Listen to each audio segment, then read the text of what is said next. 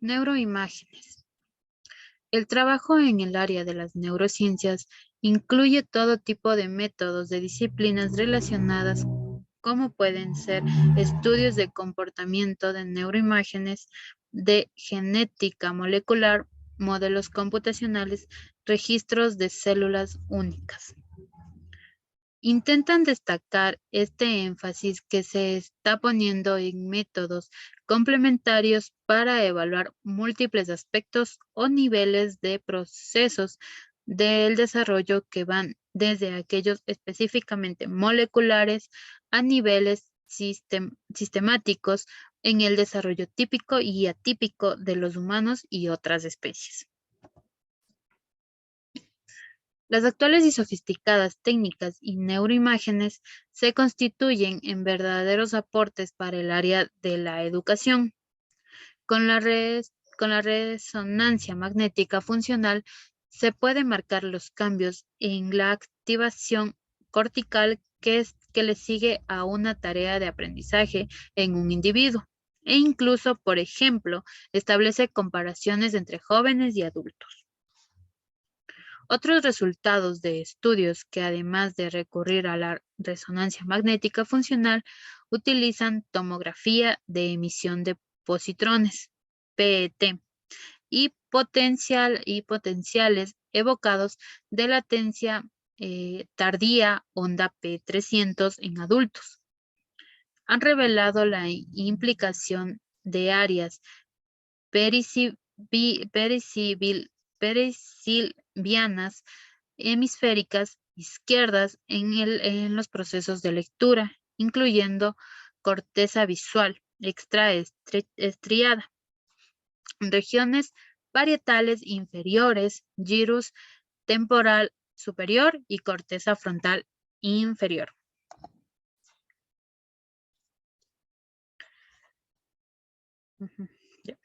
Los componentes léxico-fonológicos, los subléxicos fonológicos y los semánticos movilizan grandes regiones de corteza frontal inferior y temporal.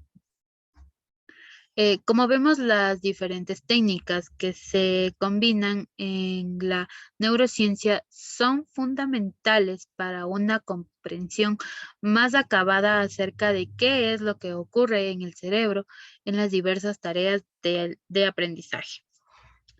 Los autores postulan además el llamado proceso de imágenes por tensor de difusión, DTI, como una herramienta relativamente nueva de imágenes que proveen un recurso o medio no invasivo para evaluar la conectividad del cerebro. El cerebro, el motor del conocimiento. Los procesos de aprendizaje y la experiencia propiamente dicha van modelando al cerebro que se mantiene a través de incontables sinapsis. Estos procesos son los encargados de que van desapareciendo las conexiones poco utilizadas y que toman fuerza las que son más activas.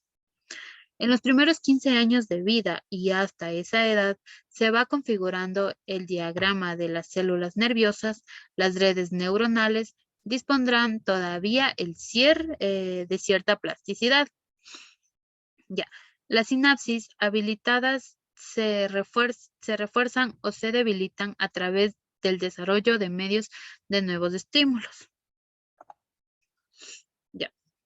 La enseñanza y la formación de la niñez ofrecen estímulos intelectuales necesarios para el cerebro y su desarrollo, ya que permiten el despliegue de las capacidades cognitivas y hacen más viables los aprendizajes.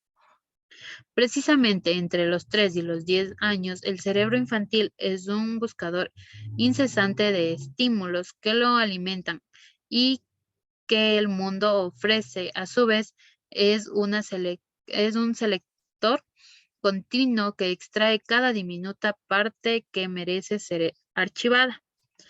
Y algunas investigaciones señalan que la corteza frontal sigue desarrollándose más allá de la niñez y que hay dos grandes cambios para destacar que se producen justamente después de lo que es la pubertad.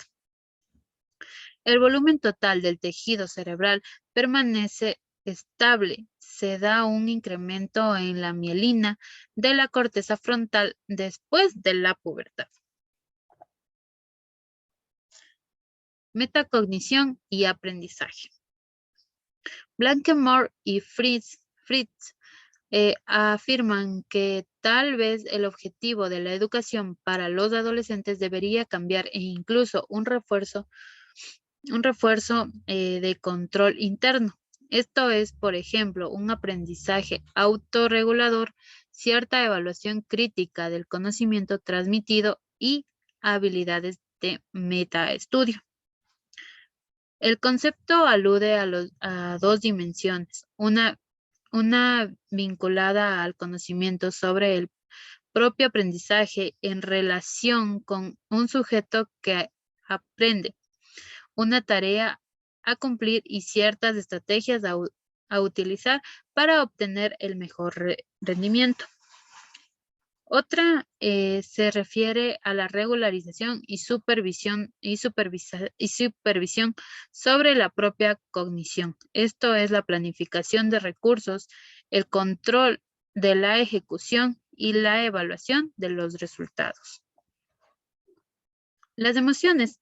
Las emociones como los sentimientos pueden fomentar el aprendizaje en la medida en que intensifican la actividad de las redes neuronales y refuerzan, por ende, las conexiones sinápticas.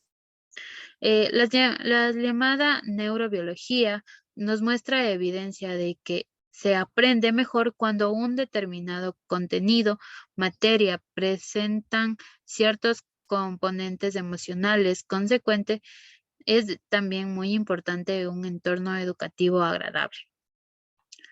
Como podemos deducir, mente emocional y mente racional están absolutamente imbricadas. Cada una refleja operaciones de un circuito distinto, aunque interconectando del cerebro. Las emociones en la educación.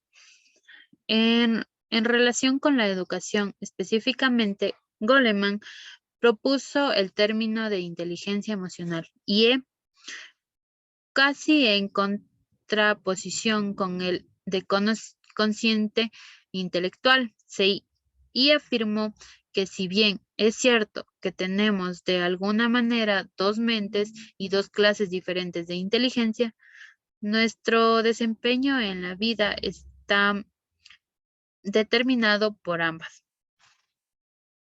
Otro precursor, como es Salovey, entiende a la inteligencia emocional como una inteligencia social, que incluye la habilidad de supervisar y entender las emociones propias y las de los demás. Discrimina entre ellas y usa la información para seguir el pensamiento y las acciones propias.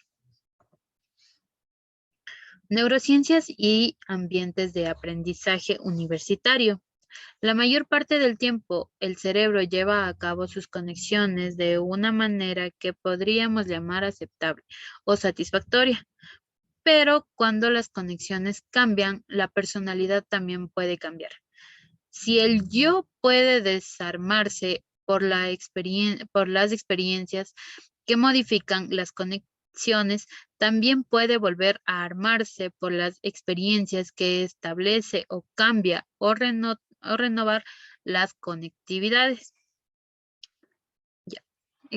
Lo cierto es que ante este planteo se necesita y con fundamento un tinte de mayor creatividad en la educación. Alumnos y docentes deben ser hábiles y creativos en sus maneras de resolver problemas, en sus tomas de decisiones autogeneradas, producto de los vertiginosos cambios de nuestra sociedad. Investigación en educación y en neurociencia cognitiva, necesidad de fundamentos comparativos. Los autores afirman que es necesario que los docentes cuenten con cierta alfabetización científica y en neurociencia cognitiva, ya que se manifiesta como una carencia marcada en su formación.